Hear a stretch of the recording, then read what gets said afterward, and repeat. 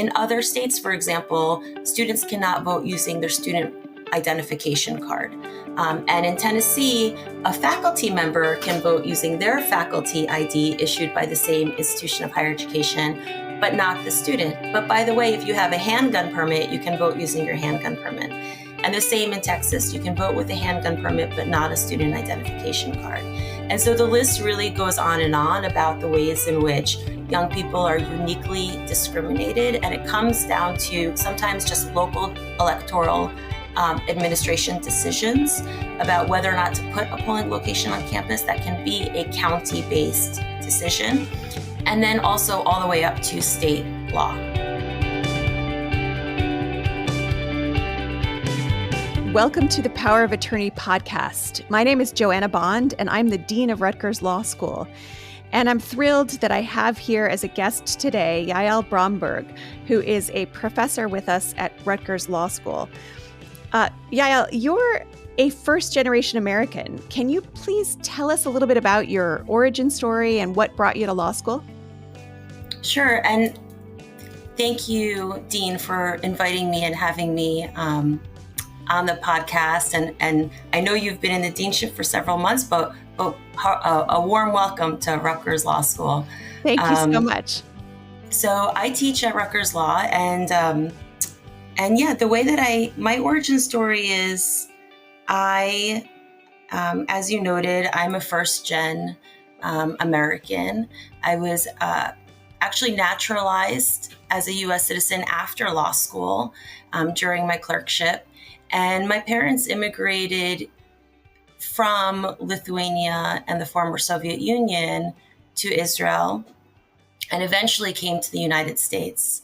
And, you know, I don't kind of speak about it often, but I think that really was foundational for my understanding and conceptualization of human rights, of constitutional rights, and of democracy, and what happens when hate becomes normalized and codified into law, and, you know, the repression that can result from that. So I was born in Brazil.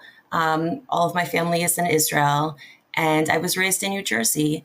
And so my viewpoint has been very much influenced from these global influences. And I think that's ultimately why I decided to go to law school. I'm the first lawyer in my family. And my sister happily also joined me at Rutgers Law as well. So she's the second lawyer in our family. And I believe that kind of foundation, our family history with pogroms, with the Holocaust. My grandfather was sent to the Gulag work camps in Siberia. I think that he was there for about a decade in the prison work camps. And I really believe that somehow motivated me to pursue law as a means for protection of rights. Well, that makes a lot of sense. That's a powerful family history, and I completely understand how you wound up focused on human rights. And I have to say, you and I have a lot in common. I also grew up in New Jersey.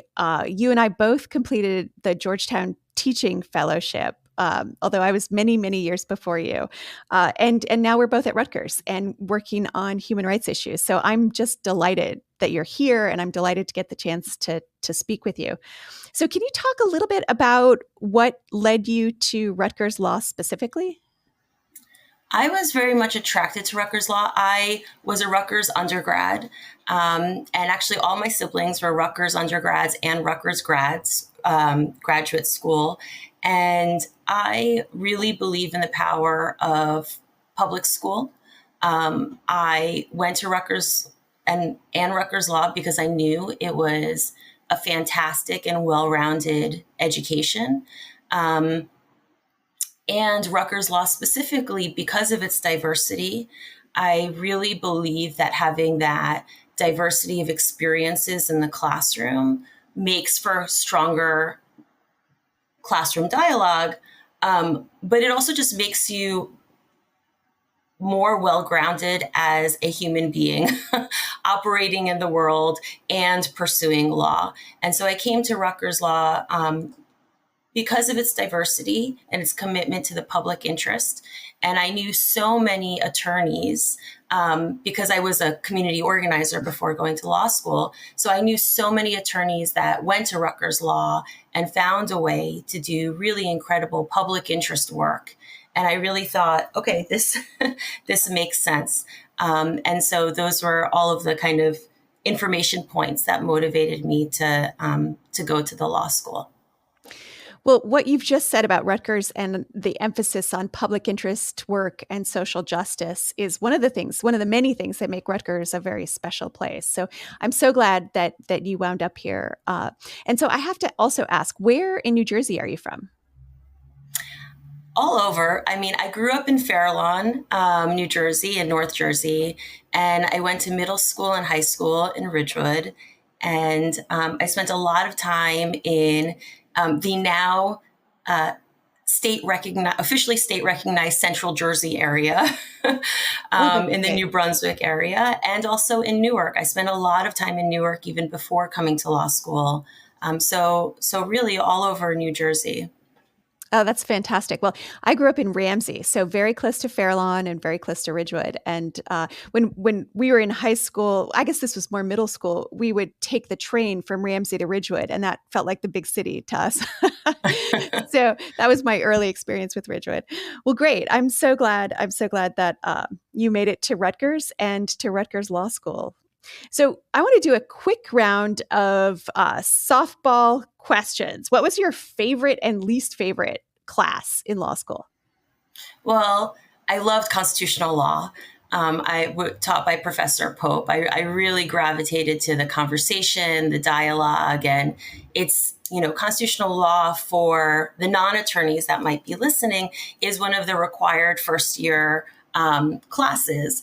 And it can be very intimidating to participate in that classroom because of, the differences of interpretation, the questions at issue, et cetera. So I'll admit that I was very intimidated to participate in that class, but I did, and I really loved Professor Pope's teaching. And then my least favorite class was Trusts and Estates, which I squeezed in during my last semester of 3L year. And the professor was excellent. It was more, I was just, I put everything together. I tried to compress. I was commuting to SDNY to do an externship with a judge in SDNY. And I was in the clinic, and I think my heart just was not in. I was not going to be a trust and estates lawyer. So that was my least favorite. Understood. Well, we all have one of those bar classes that we just took because it felt like it was important to take it, but not necessarily where our passion is or was. Well, okay. So the constitutional law connection makes a lot of sense given what you're doing now. It strikes me that would be likely to be the most interesting class for you. Okay. So favorite restaurant, favorite place to eat near the law school? Well, Newark has so many options, and there used to be other restaurants. I remember, I think it was called Mix 27 on Halsey Street. I think that closed maybe, but they had a really great patio. And so now when I just want a quick bite to eat, I go to the falafel place on Halsey, the original one. Okay. So yeah, there's a really great kind of fresh salad, quick place, and I have my biases around what like what good hummus should be, and so I really approve of their hummus over there. That's great. That's a good recommendation. Okay, and favorite place in Newark? Newark has so many beautiful places. It's such a gem of a city. I really believe that. And I love the Newark Museum. I love Branch Brook Park. I used to live alongside Branch Brook Park. It's such an incredible place to go to, especially during the cherry blossom, but also all year round. And, Newark is such a vibrant city. And you can see that also by the artists, the local artists, and the work that they produce. And so all of the kind of local studios, the art galleries, I mean, they just give so much life to the city. And so there's a lot of options. Some people don't realize just how rich the New York community is and the incredible institutions that it has to offer. I totally agree. I'm still, because I'm new to the Newark community, I'm still exploring, but those are all great recommendations. So I'll put them on my list. So going back to law school for a moment, what do you think was the most important thing that you learned while you were at Rutgers Law School? I learned how to be a people's lawyer at Rutgers Law School. Because I was an organizer going into law school, I knew that there was something like that available at the law school, but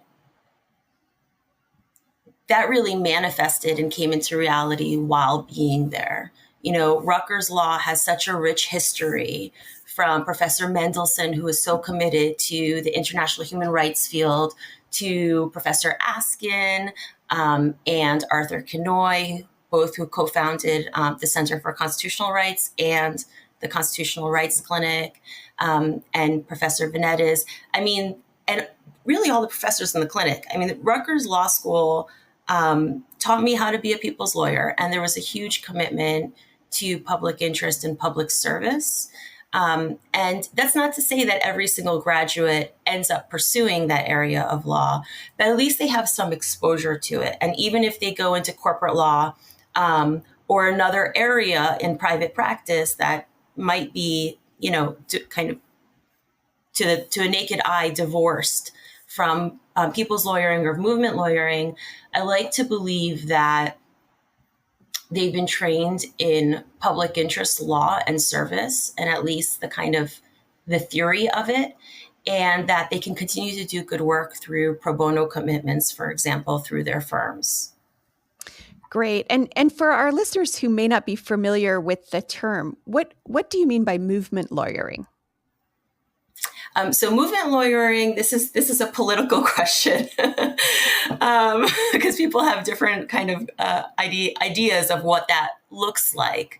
But to me, movement lawyering is a method of litigation and advocacy and using broad legal tools to empower the people that you represent, your clients, and the organizations and the issues around whatever the case or project is. And so as a practice of law, it's fairly unique because I think traditionally we think of litigators as members of an elite class that are divorced from the clients and the issues and are simply technicians or practitioners on some area of law that people don't necessarily understand or have a relationship to. And the idea of movement lawyering is kind of a leveling, an equalization. And what I learned as a movement lawyer is that I learned just as much about my approach to litigation and my legal arguments from my clients as I do from the law library or the research tools, right? And it's true because they actually make me a better litigator, and I'm better able to represent their issues once I've kind of broken down that hidden wall between us. Once I can be on a level playing field with them, there is an increased access of trust and accessibility.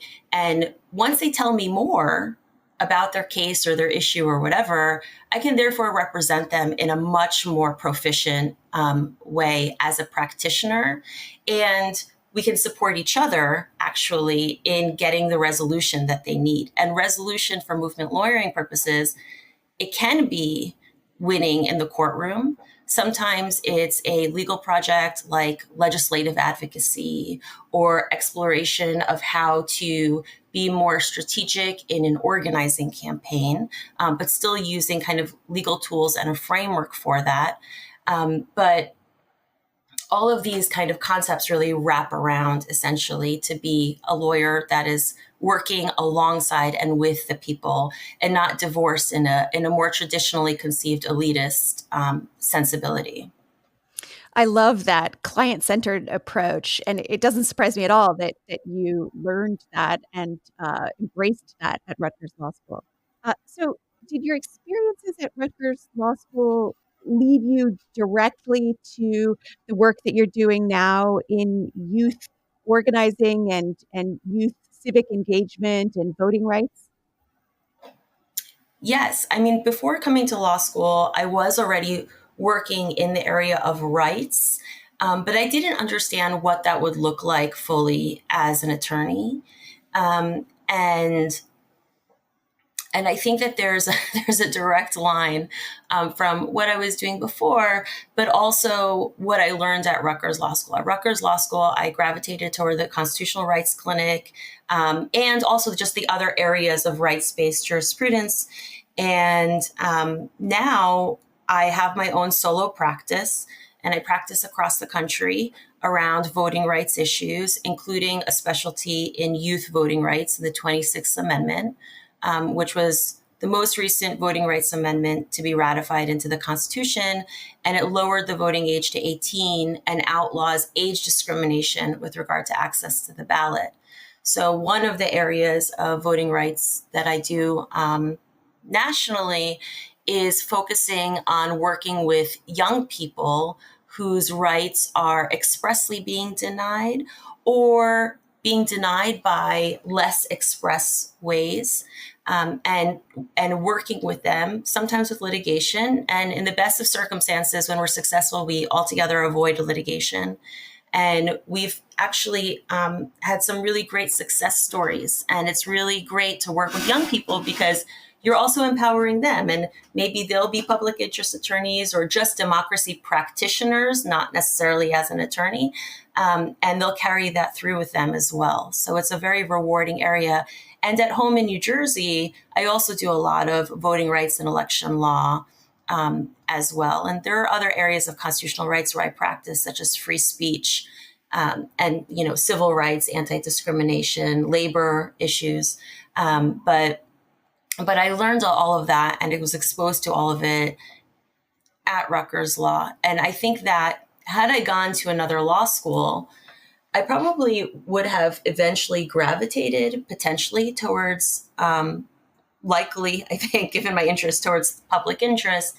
But at Rutgers Law, there was such a area of reception and platform for the work that I found it very accessible and not some hidden office somewhere that I had to go and find one or two people. It was kind of front and centered, and it was really owned and celebrated. It is absolutely part of the institutional culture. That is right. And so you mentioned limitations on the voting rights of our youth that you're actively working against. Can you elaborate on that? What kind of limitations are we talking about? Well, there's a range. So the 26th Amendment forbids special burdens that are imposed on young people. That's a part of the congressional history, this idea of special burdens. And in Florida, for example, the state forbade the placement of polling locations on college campuses during the early voting period. And so we fought that on 26th Amendment grounds, establishing wonderful recent precedent around this amendment, which, if your listeners have not heard of it, there's a reason for that. It's been kind of forgotten as an amendment, but there's so much great power in it. And we went back and quantified the impact of that successful litigation and found that the judge basically implemented a preliminary injunction in August. And by the 2018 election, which was 2 to 3 months after the August preliminary injunction, there were 12 campuses that brought polling locations on campuses. 60,000 voters availed themselves of that mechanism in just 3 months, which is a huge electoral margin a significantly impact electoral margin. And that was, of course, in Florida. And if you can just imagine a world in which there were on-campus polling locations across, just as this example, the state of Florida, you would not see higher education under attack the way that it currently is. And this is also in place in other states as well, not necessarily an outright ban on-campus polling locations, although that was a measure that was introduced in Texas and thankfully failed this legislative session. But in other states, for example, students cannot vote using their student identification card. And in Tennessee, a faculty member can vote using their faculty ID issued by the same institution of higher education, but not the student. But by the way, if you have a handgun permit, you can vote using your handgun permit.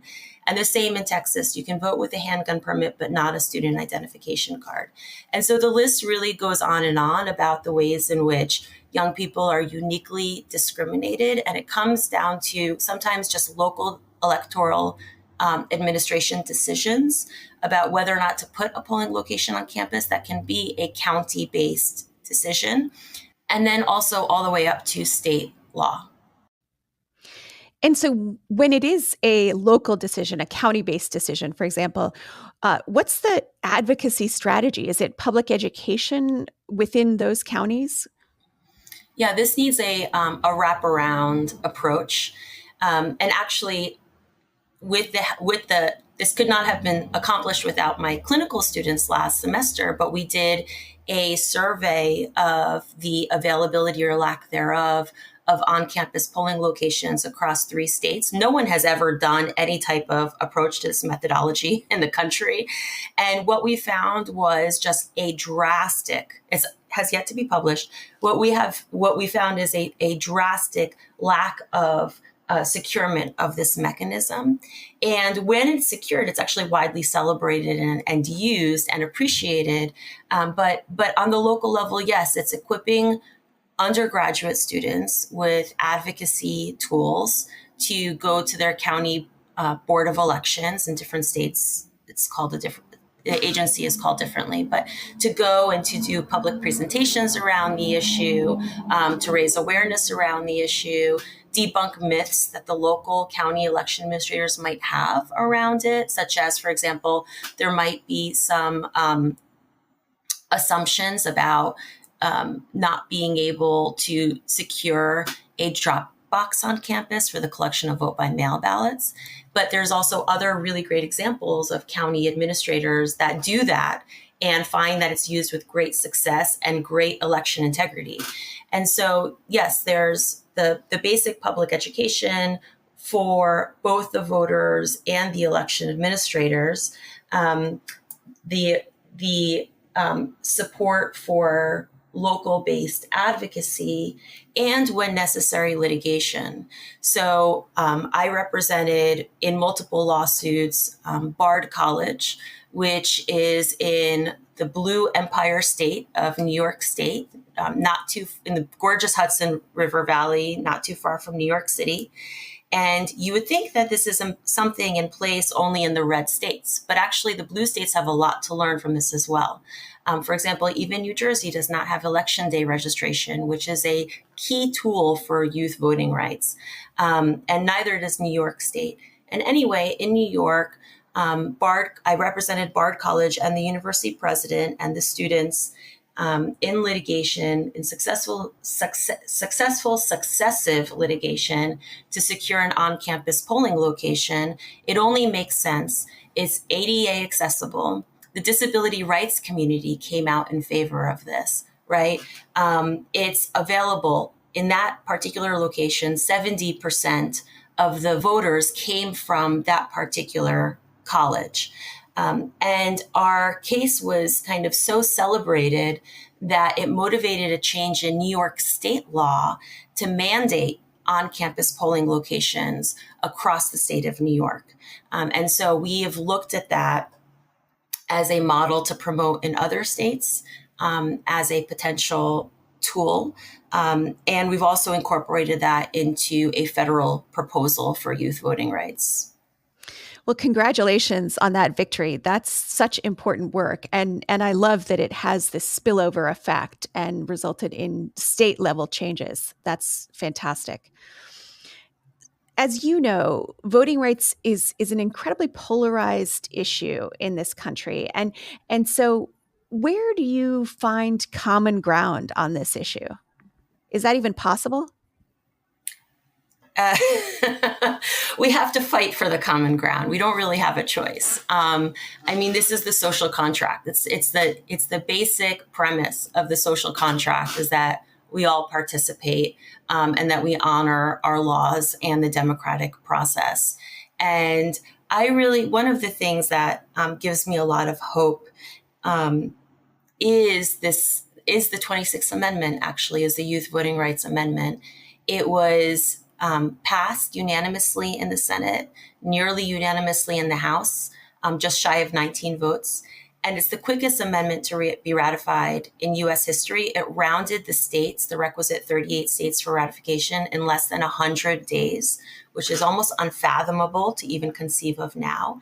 And the reason for that is the cross-partisan and bipartisan support and endorsement of the value that young people need to serve for the integrity and protection of our democracy. And it's a lowercase d. It's not a Democratic Party effort. It was really something that was embraced across the aisle. And so it's really interesting, right? From a constitutional rights perspective, we have all of these suspect classes that are protected and that have various degrees of protection. And age is one of the only ones, if not the only recognized one, that is a uniform concept. We've all been young. We all know what it's like to be young and all of the kind of stressors of being young. And God willing, we all age. And so even when I talk to Republican parents, for example, they don't want their kids, their college age students, to not be able to have access to the ballot. So I see a lot of hope in the universalization that an age-based anti-discrimination approach offers. But I also take a lot of hope from the 2020 election. The 2020 election had unprecedented voter rates by all Americans. We saw record voter turnout, the highest voter turnout in the 21st century. 67% of all citizens voted. That's 17 million more people voting in 2020 compared to the prior presidential cycle. And that included and was a result of election modernization, right? Access to expanded vote by mail, access to smart election modernization tools that don't compromise voter integrity. The 2020 election was considered the most secure in U.S. history. That's by 2 federal agencies. And of course, the election integrity has been upheld by over 60 courts. And we're currently seeing prosecutions related to what happens when people kind of monkey around with the electoral system and try to do unnecessary power grabs. And just recently, a novel lawsuit was filed based on 14th Amendment Section 3 grounds to invalidate the candidacy of our 45th president based on his efforts to engage in insurrection and to support and aid and abet the insurrection. And so I see a lot of hope in the increased conversation of election integrity, the election modernization of our systems at large, which have since had some rollbacks. So we have to continue to defend them and to remind people of how we secured that unprecedented that unprecedented voter turnout rate. And I see a lot of hope specifically around the questions of age. And in New Jersey, I see a lot of hope because there are a lot of ways in which our electoral system in New Jersey has yet to fulfill the promise of what democracy and true democratic engagement looks like.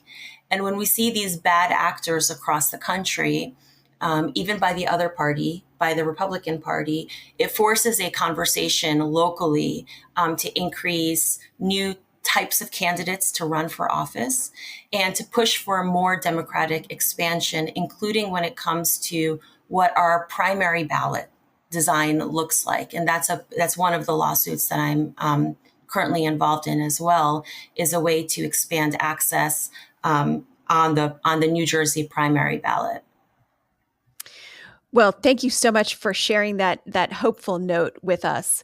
I will say that I was at the Rutgers University Newark campus convocation a couple of days ago, and the student body there, the student government, was passing out voter registration cards, which I thought was fantastic. So it's nice to see that conversation is happening on our own campus as well.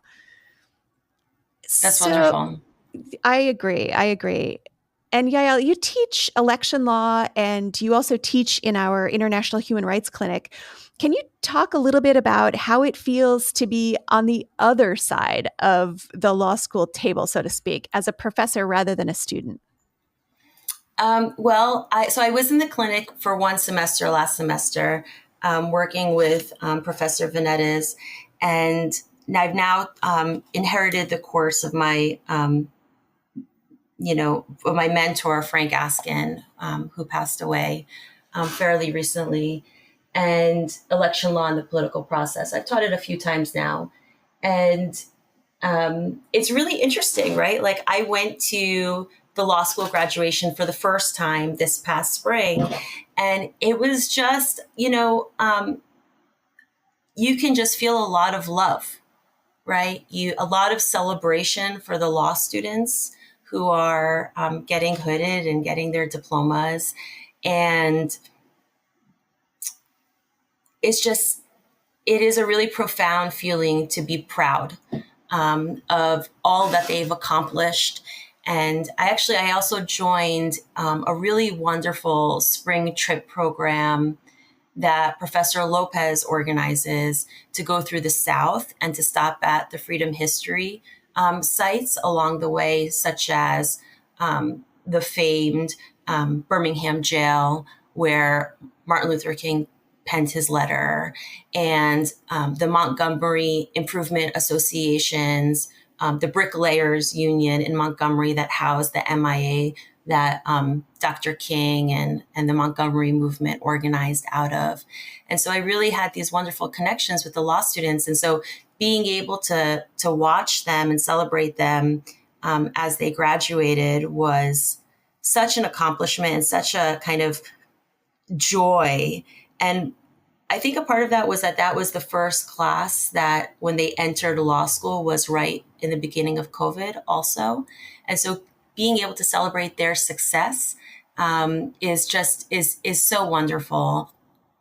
And it was really funny for me to be joining also the faculty in that for the first time as well. And, there's a lot of new faculty and a lot of kind of old faculty members, not old, but faculty members that I had as professors, who are all wonderful professors, and they continue to teach and to invest in the school. I agree with you. There's something that's so gratifying about watching your students, particularly students that you've gotten to know well, cross that stage at graduation. It is a very joyous moment.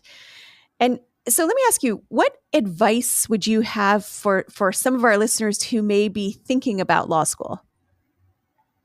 I think that it's a funny question for me, because I never knew that I was going to go to law school.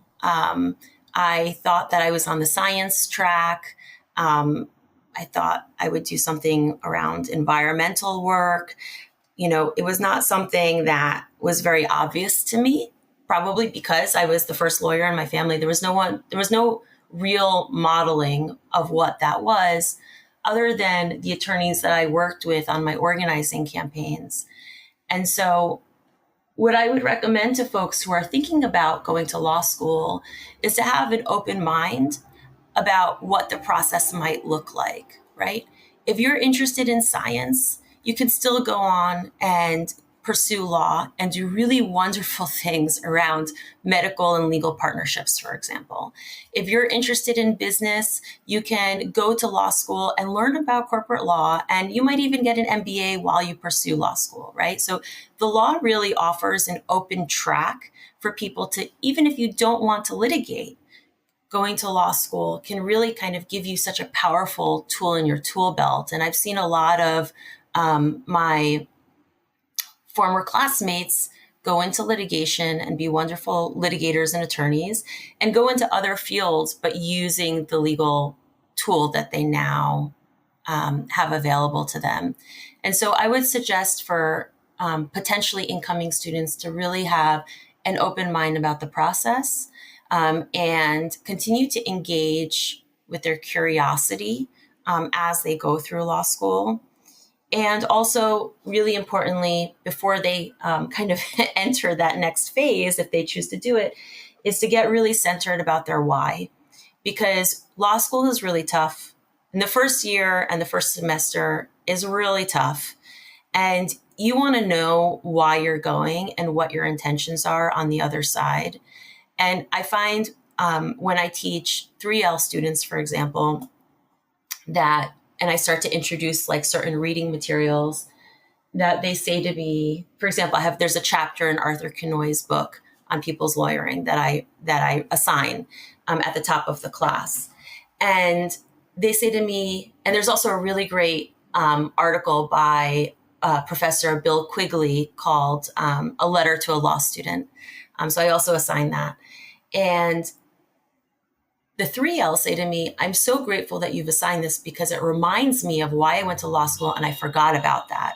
And there's so many pressures along the way to kind of conform, right? To go on one certain kind of predetermined track, to do the necessary steps, which are all good and important to take, but you have to have kind of a balanced and open-minded approach. And I think that if you're considering going into law school, just really centering and even writing yourself your own letter or whatever it is, to keep as a focal point your why. Why are you going? Because you can continue to refer to that when you break down crying from stress or you haven't eaten and you're studying hard and, whatever the issue, or you've been rejected, because there's countless rejections that you'll have along the way.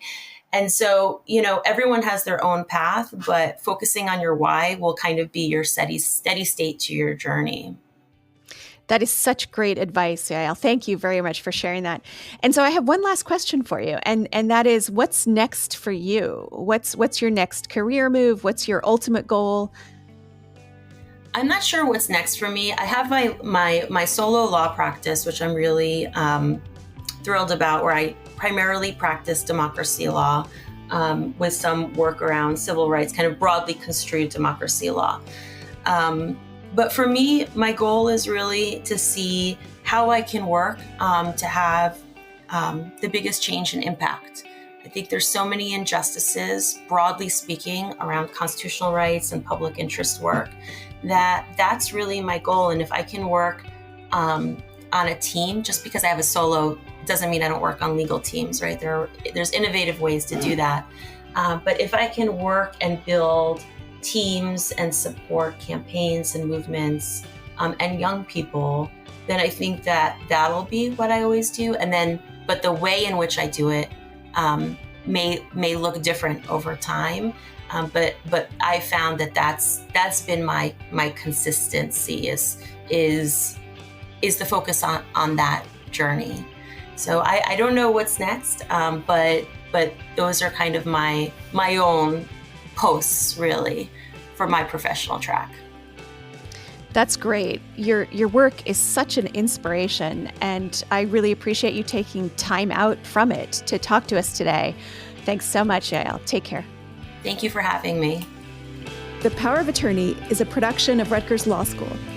With 2 locations just minutes from New York City and Philadelphia, Rutgers Law offers the prestige and reputation of a large, nationally known university with a personal, small campus experience. Learn more today by visiting us at law.rutgers.edu.